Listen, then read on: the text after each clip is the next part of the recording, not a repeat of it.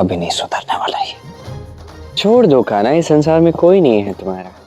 स्वयं की सहायता स्वयं करना सीखो।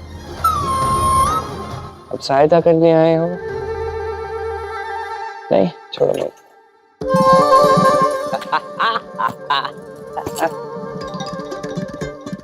तुम पुनः हंस रहे हो ना मुझ पर? हाँ तो क्यों नहीं हंसो, मैं प्रसन्न हो गया हूँ। अरे पहले मैं अकेले था, अब मेरे साथ 10 लोग हैं। कौन 10 लोग? अरे 10 लोग एक है ना, हमारे दाव एक ही 10 के बराबर है, कदाचित 9।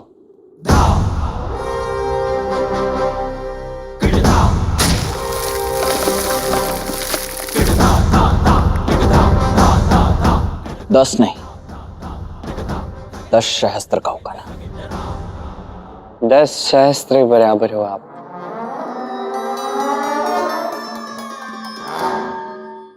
और मैं तुम्हारी सहायता कर रहा हूं, इसका अर्थ ये मत समझना कि मैं तुम्हारे विचारों से सहमत हूं। हाँ, यदि युद्ध की स्थिति बनी तो मैं तो युद्ध अवश्य करूंगा।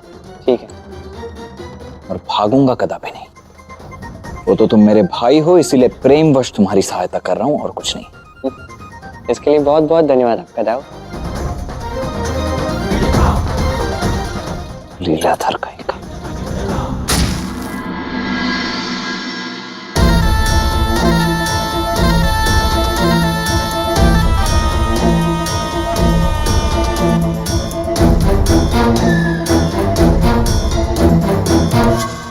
तुम्हें यहाँ नृत्य करने के लिए नहीं, तलवार चलाने के लिए बुलाया गया है। तलवार दो इन्हें। शिशुपाल, किंतु ये सब तो नृत्यांगनाएं हैं, इन्हें तलवार देने से क्या फायदा? योद्धाओं के युद्ध तो हर कोई देखता है पिताश्री। एक साधारण व्यक्ति अपनी जान बचाने के लिए कैसे युद्ध करता है, कैसे अपने भीतर के पापी को जगाता है और अंत कर देता है एक दूसरे का। मैं तो केवल ये देखना चाहता हूं। तलवार दो इन्हें।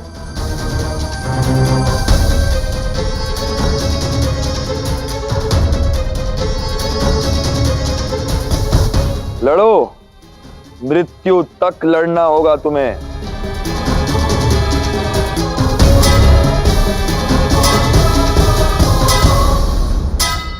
क्षमा करें महाराज, मगध सम्राट की ओर से आपके लिए संदेश आया है।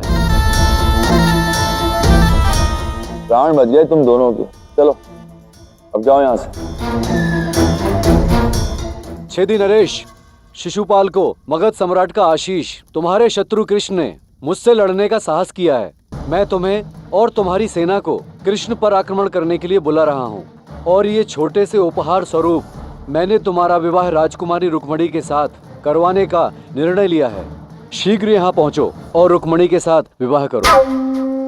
कृष्ण से युद्ध, राजकुमारी रुक्मणी से विवाह, तो बिन मांगे दोनों हाथों में लड्डू मिल गए शिशुपाल। ये रुक्मणी के रूप की चर्चा तो सारे भारतवर्ष में है।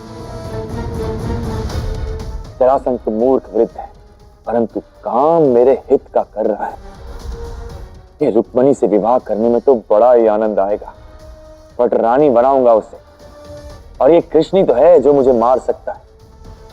सबके साथ मिलकर उसका भी अंत कर ही दूंगा मैं। शिशुपाल, तुम्हें कृष्ण के सम्मुख भी नहीं जाना चाहिए। उसके सम्मुख जाने से तुम्हें बचना चाहिए। मूर्खता मत करो। मूर्ख मैं नहीं, वो कृष्ण है जिसने जरासंध के क्रोध को ललकारा है। मूर्ख है वो ग्वाला।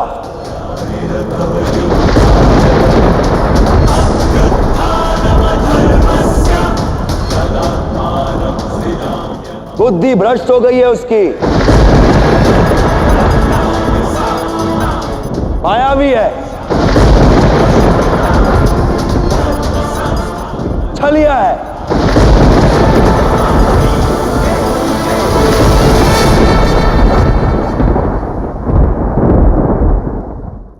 मूर्खता मत करो शिशुपाल। नारायण के वरदान के अनुसार तुम्हें कृष्ण के प्रति केवल 100 अपराध करने तक की ही क्षमा है। तुम कृष्ण के विरुद्ध अपशब्द बोलकर तुम उसके विरुद्ध अपराध कर रहे हो। अभी तो कुछ ही अपशब्द बोले, बहुत शेष है पिताश्री। और वैसे भी ये कृष्ण अब शीघ्र ही मरने वाला है। उस मूर्ख वृद्ध जरासंध से कह दो कि मैं आ रहा हूं रुक्मणी से विवाह करने। और उस कृष्ण का अंत करने।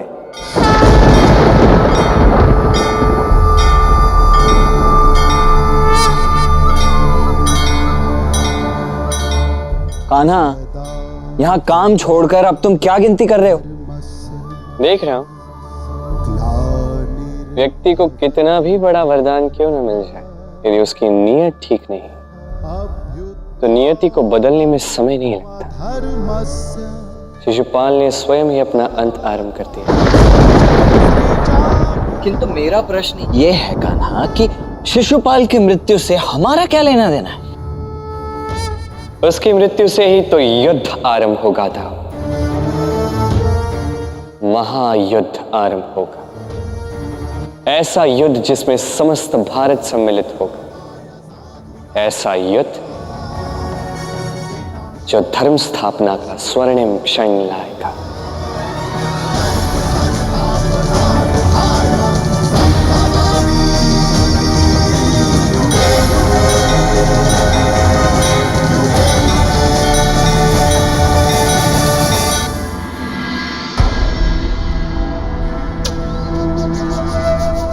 ये मूर्ख शिशुपाल अभी तक आया क्यों नहीं?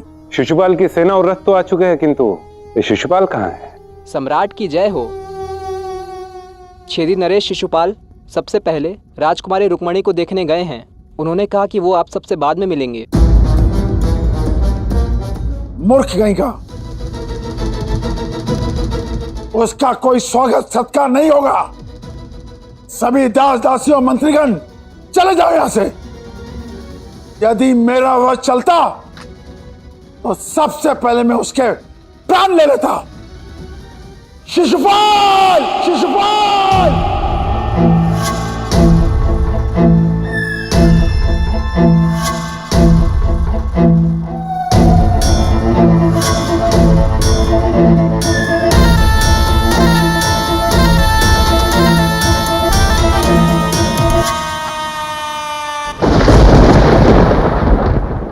रुक्मिणी,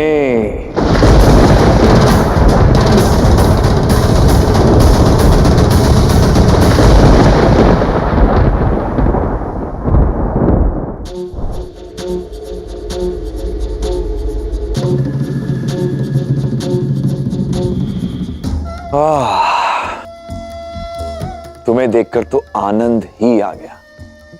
सच, तुम इतनी बड़ी और सुंदर हो गई हो। ये भाव विभोर कर देने वाले नेत्र तो देखो, नक्श देखो।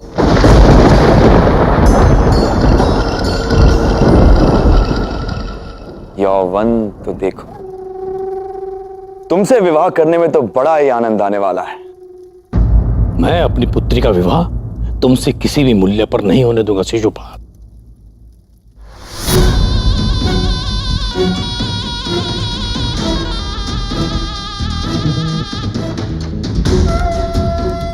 अपनी डलती आई हो तो देखो, इस अवस्था में भला तुम कर ही क्या सकते हो? बताओ, चल बताना, क्या करेगा? अमर हूं मैं, पता है ना? ये तुम नहीं, तुम्हारा झूठा अहंकार है। और ये तो कोई मूर्ख ही सोच सकता है कि वो अमर है। जीवन के बाद मृत्यु ही तो एकमात्र सत्य है, और प्रत्येक जीवित व्यक्ति को मरना ही पड़ता है शिशुपाल। आहा, शिशुपाल, तुम्हारे मुख से अपना नाम सुन के आनंद ही आ गया। सच्ची, एक बार फिर से कहूं ना, शिशुपाल, एक बार।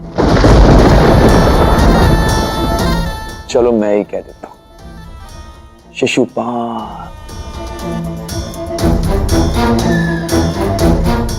उत्तम। भाई तुम तो बड़ी बिगड़ी हुई और तुरंत क्रोधित हो जाने वाली लड़की हो, रुक्मिणी।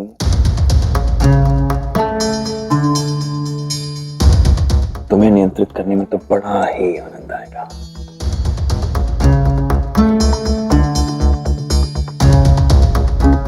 अच्छा, चलता हूं। कृष्ण का वध करने जाना है।